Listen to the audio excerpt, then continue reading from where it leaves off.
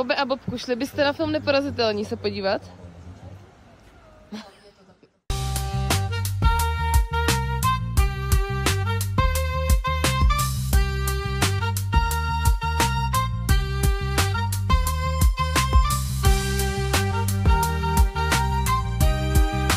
Takže já jsem si teď malem rozbrečela jenom na besedě k filmu Neporazitelní.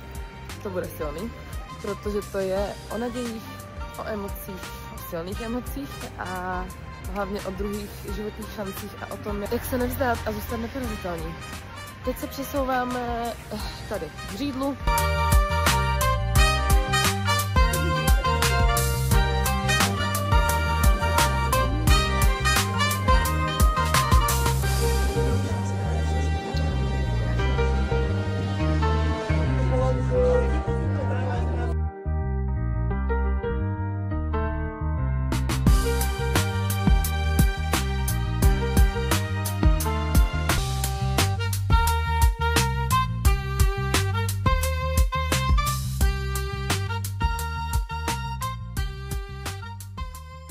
Šel bys si na film Neporazitelní? Tam prostě došlo k nedorozumění. Večerníčku? Tak se přijďte podívat 20. listopadu.